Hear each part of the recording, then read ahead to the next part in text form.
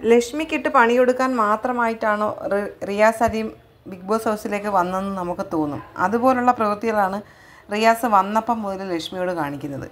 ആദിലയ്ക്കും നൂറയ്ക്കുമെതിരെ ലക്ഷ്മി പറഞ്ഞ ചില വാക്കുകളാണ് റിയാസ് സലീം ആയുധമാക്കി എടുത്തിട്ട് ലക്ഷ്മിക്കെതിരെ ഇപ്പം പ്രവർത്തിച്ചുകൊണ്ടിരിക്കുന്നത്.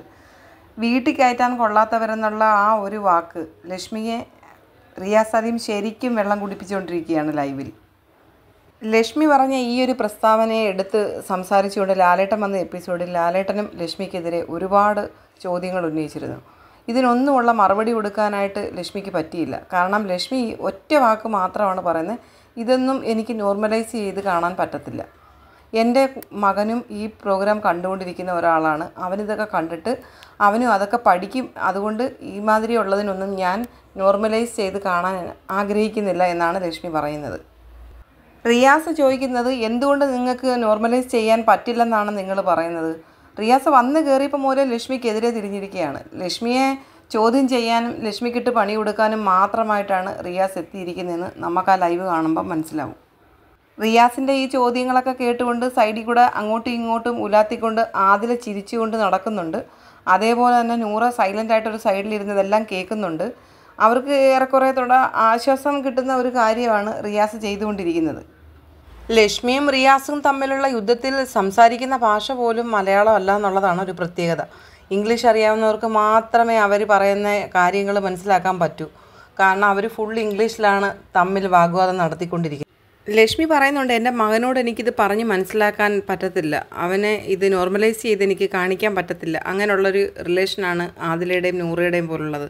അപ്പം അതിന് ഞാൻ നോർമലൈസ് ചെയ്ത് കാണാൻ ആഗ്രഹിക്കുന്നില്ല എന്ന് ലക്ഷ്മി പറയുമ്പോൾ റിയാസ് പറയുകയാണ്, എന്തുകൊണ്ടാണ് നിങ്ങൾ അത് മാത്രം ചിന്തിക്കുന്നത്? ആണും പെണ്ണൂടെ ഉള്ളത് നിങ്ങൾക്ക് റിയലൈസ് ചെയ്ത് അവനോട് പറയാൻ പറ്റും, നോർമലൈസ് ചെയ്ത് പറയാൻ പറ്റും.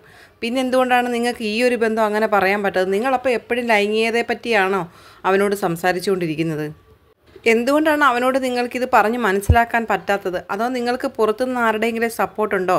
കുറച്ച് വോട്ടുകൾ നേടി ഫൈനൽ 5 വരെ ഇവിടെ നിൽക്കാൻ പറ്റുമെന്ന് ഇങ്ങനെ എതിർത്ത് സംസാരിച്ചു കഴിഞ്ഞാൽ? അങ്ങനെ ആരെങ്കിലും പറഞ്ഞ് നിങ്ങളെ കുത്തി വിട്ടിട്ടാണോ നിങ്ങൾ ഇങ്ങനെയൊക്കെ ഇവിടെ പെരുമാറിയത്, ഇങ്ങനെയൊക്കെ സംസാരിച്ചത് എന്ന് റിയാസ് സലീം ചോദിക്കുന്നുണ്ട്. കൂടാതെ റിയാസ് സലീം പറയുന്ന ഒരു കാര്യം, ഒരു പെണ്ണും കൂടി ജീവിക്കുന്നു, ഒരു പെണ്ണും ആണും കൂടി ജീവിക്കുന്നു, ഒരു ആണും കൂടി ജീവിക്കുന്നു. എന്തുകൊണ്ട് നിങ്ങൾ ഒരു പെണ്ണും കൂടി മാത്രമുള്ള ഇതിനെ മാത്രം നിങ്ങൾക്ക് നോർമലൈസ് ചെയ്ത് കാണാൻ പറ്റത്തില്ല? നിങ്ങൾ ഈ ചോദിക്കുന്നതിനൊക്കെ റിപ്ലൈ തരാൻ ബാധ്യസ്ഥയാണ്.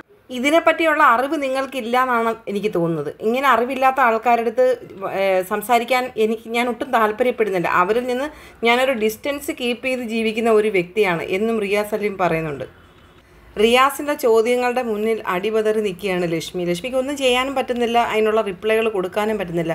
കുറച്ച് ഇംഗ്ലീഷിലുള്ള മറുപടികൾ ലക്ഷ്മിയുടെ ഭാഗത്തു നിന്നുണ്ട്, പക്ഷേ അതൊന്നും ഒരു ശരിയായൊരു ന്യായമായ ഒരു റിപ്ലൈകളേ അല്ല. അത് കേൾക്കുന്ന ഏതൊരു വ്യക്തിക്കും മനസ്സിലാവും ലക്ഷ്മി മൊത്തത്തിൽ 0 ആയി നിൽക്കുകയാണ് റിയാസിൻ്റെ മുമ്പിൽ.